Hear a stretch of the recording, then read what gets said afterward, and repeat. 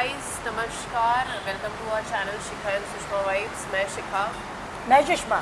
जैसे कि हम आपको मानपाड़ा में स्थित एक शक्तिपीठ के दर्शन कराने के लिए लाए थे, तो ये पीछे हमारे हनुमान जी के दर्शन कर सकते हैं आप लोग। तो इनसे जुड़ी हुई बहुत सारी कथाएं हैं। ये काफ़ी पुराना मंदिर है शिखा। 100-2 मतलब जो कहा जा सकता है कि कुछ लोगों के हिसाब से ये 100-150 साल है, कुछ लोग कहते हैं 300-400 साल पुराना मंदिर है। तो इससे जुड़ी बहुत सारी मान्यताएं हैं। लेकिन अगर आप यहाँ पे देखेंगे तो स्वयं साक्षात हनुमान जी विराजमान है यहाँ पर। तो ले चलते हम शिखा, कुछ इनके बारे में बताते हैं अपने दर्शकों को। हाँ, तो जैसे कि पीछे आप देख रहे हैं हनुमान जी भी हमारे हैं। तो शिखा, जब ये जंगल था कुछ सालों पहले, तो ये मानपाड़ा में स्थित है और कई दशक पहले ये जो इलाका जंगल हुआ करता था ना, तो यहाँ पे सड़कें थी और गांव वाले और चरवाहे रहा करते थे। यहाँ के कुछ स्थानीय बुजुर्ग के अनुसार ये कहा जाता है कि इस जंगल में लोगों को एक अजीब सी शांति और डर दोनों महसूस हुआ करते थे। ये पूरा का पूरा जंगल का एरिया था। आप जैसा देखेंगे अभी यहाँ पे काफ़ी बिल्डिंग्स बन गई है, बट अगर आप 12 साल पहले भी देख लेंगे तो यहाँ पे घना जंगल हुआ करता था। रात में कोई यहाँ पे आ नहीं सकता था। तो जैसे कि आपने सही कहा कि यहाँ पे एक डर का माहौल हुआ करता था उस टाइम पे। बिल्कुल बिल्कुल। सो कहा जाता है कि लगभग 300 से 400 साल पहले एक हनुमान भक्त साधु इस जंगल में आए थे और वो कहीं ठहरते नहीं थे, लेकिन इस जगह आकर उन्होंने यहीं पर ही अपनी तपस्या शुरू कर दी। और वो रोज़ जो है हनुमान जी का नाम जप, मौन और ध्यान किया करते थे। तो जब गांव वालों ने देखा कि हमेशा वो एक ही जगह पे बैठते हैं, मतलब ये जो जगह है ना वो यहीं पे बैठते थे और यहाँ पे एक बहुत बड़ा पेड़ हुआ करता था, तो उसी के नीचे वो हमेशा बैठे रहते थे। तो फिर स्वप्न में हनुमान जी प्रकट हुए, उनके जो महात्मा थे, और बोले कि इस भूमि में शक्ति है। ये जिस भूमि पे हम बैठे हैं ना शिखा, इसमें शक्ति है और मैं यहाँ पर पहले से ही विराजमान हूँ। ये भगवान ने खुद जो है वो जो साधु थे ना, उनके सपने में आके बोला और उन्हें बोला कि मैं यहाँ पहले से विराजमान हूँ, तो मुझे ज़्यादा ढूंढने की कोशिश मत करो, मैं स्वयं प्रकट हो जाऊँगा। अगले ही दिन शिखा, उसी स्थान पर एक कह सकते प्राकृतिक टाइप का जो पत्थर होता है ना, यहाँ पर ही आप देखेंगे तो यहाँ पहले पत्थर हुआ करता था। एक प्राकृतिक पत्थर था जिसका आकार हनुमान जी जैसा था। तो साफ दिखाई देने लगा। तो फिर जब ऐसा बोला कि वो जो पत्थर है वो स्वयं प्रकट हुआ, हनुमान जी प्रकट हुए। तो स्वयंभू रूप की पहचान गांव वालों ने उसी पत्थर के पे ध्यान से देखा, तो उन्हें उसमें ना मुख की आकृति दिखी। मतलब सोचो, पत्थर में ना भगवान का, हनुमान जी का मुख दिखा। फिर गदा का आभास हुआ। फिर जो है बैठी, जैसे वो बैठते हैं उनकी मुद्रा देखने को मिली। तो लोगों को विश्वास हो गया कि यहाँ पे भगवान है। फिर उन्होंने बहुत कोशिश की कि वो शिला को, वो पत्थर को हटा के किसी और जगह रखते हैं, लेकिन वो पत्थर कोई नहीं हटा पाया। हाथ जख्मी हो गए, लोगों को चोट लग गई, पर वो पत्थर टस से मस नहीं हुआ। तो जब भी कोई उसको हाथ लगाता तो किसी को बुखार आ जाता। तो फिर ये संकेत माना गया कि यहाँ पर ही मूर्ति रहनी चाहिए। तो इस प्रकार से हनुमान जी हमारे यहाँ पर विराजमान हुए। और जो पहली स्थापना थी, तभी उस साधु ने कहा कि ये जो मूर्ति है ना, ये बनाई नहीं गई है, ये स्वयं प्रकट हुई है। तो जैसा कि आप पहले ही बता चुकी हैं, स्वयंभू। बिल्कुल। तो इसकी स्थापना तो कभी की नहीं किसी ने थी, खुद स्वयं ही हुई। और प्रकृति कह सकते हैं कि भगवान यहाँ पे आए और वो साधु को, साधु महात्मा इतनी तपस्या करते हैं तो उनके रूप में ही आकर के उन्होंने यहाँ पे अपना जो है विराजमान हुए और लोगों ने फिर उनकी पूजा करनी चालू कर दी। पहले एक छोटा सा पत्थर टाइप था, फिर उसके आगे पीछे ना चबूतरा बनाया गया, सिंदूर और तेल चढ़ा करके इनकी पूजा की जाती थी। मतलब आप भी देखते हैं हनुमान जी को तो कितना सिंदूर चढ़ता है। तो यही पहले, सबसे पहले जो है मंदिर की स्थापना मानी जाती है।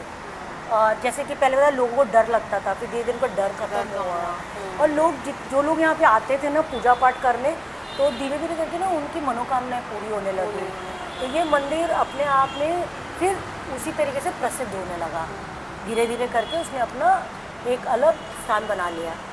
और जैसा कि कहते भी हैं कि जहाँ पे सुंदरकांड होता है, आज भी भगवान सबसे पहले आते हैं और सबसे आखिरी में जाते हैं। जहाँ भी राम भगवान की चर्चा होगी भगवान हनुमान जी रहेंगे ही रहेंगे।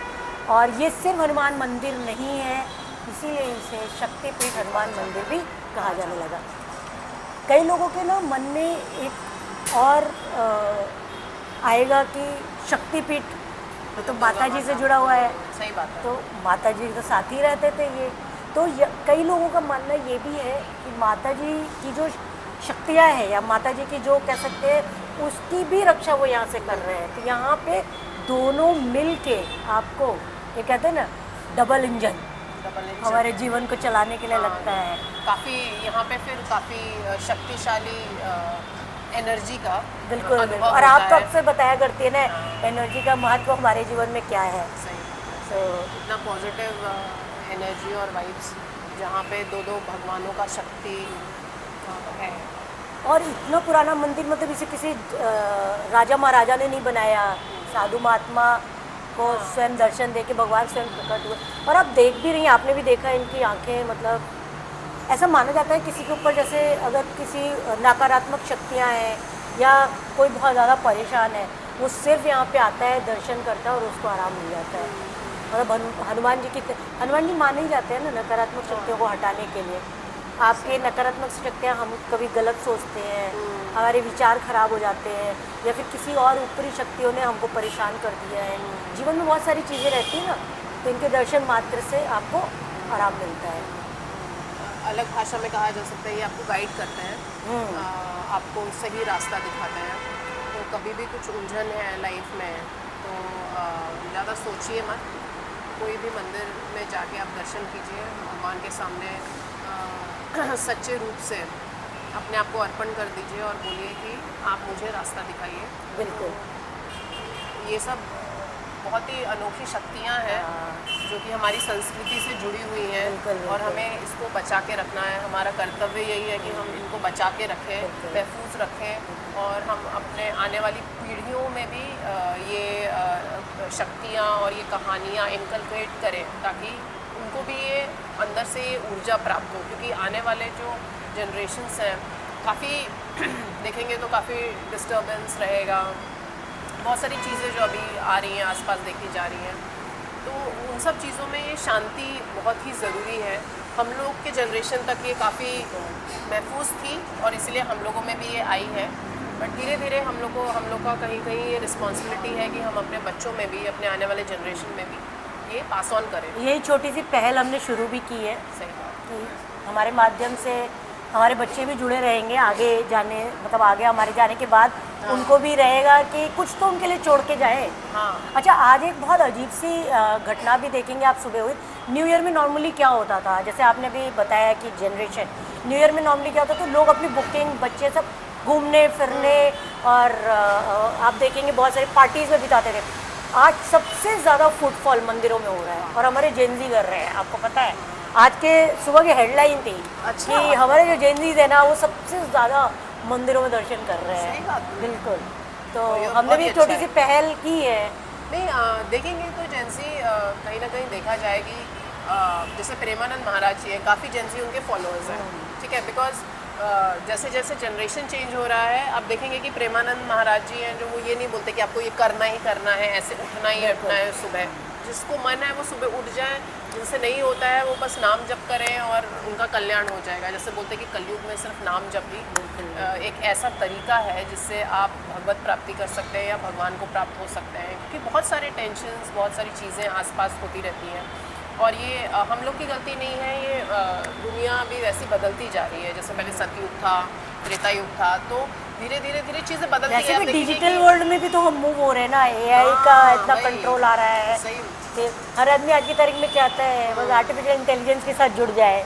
तो आगे जाके आर्टिफिशियल इंटेलिजेंस पूरा वर्ल्ड को एक्वायर करने वाला है। बिल्कुल, तो बिल्कुल।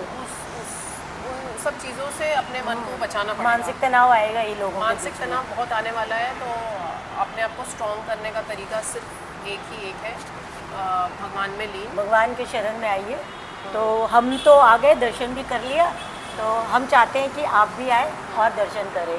ज़रूर, और ये मंदिर ज़रूर और ज़रूर ज़रूर दर्शन दर्शन कीजिए, कीजिए। क्योंकि यहाँ पे पता नहीं बहुत ज़्यादा हाँ, पॉजिटिव वाइब्स बिल्कुल, मुझे बिल्कुल। और यहाँ की जो मूर्तियाँ हैं वो बहुत ही हाँ। काफ़ी सुंदर है। हम दुर्गा माता की भी मूर्ति देखेंगे तो ऐसा प्रतीत होगा जैसे वो एक सुंदर सा स्वरूप वहाँ पे बैठा हाँ। हुआ है। सच में वो स्माइल जो है हाँ। दुर्गा माता की, वो मतलब आप खुद शक्ति आके ना और- बात कर सकते हैं यहाँ पे भगवान से, जो इधर उधर आप बातें करते हैं ना मेरा तो मानना है आप आइए, इनसे बात करिए, इनसे बात कीजिए, आपकी सारी प्रॉब्लम सारी प्रॉब्लम्स। और हम चाहते हैं हमारे चैनल को आप लोग सब्सक्राइब करें और लाइक करें, ताकि हम आपके लिए अच्छी अच्छी कहानियाँ लाते रहें। और हमें ये भी ज़रूर बताएं कि अगर आपको कोई एक पर्टिकुलर मंदिर दर्शन करना है तो आप हमें वो भी कमेंट में लिख के बता सकते हैं, ताकि हम प्लान कर सकें उस मंदिर का भी। हाँ, वो भी दर्शन फिर हम आपको वहाँ से जुड़ी हुई कथाएँ बताएंगे।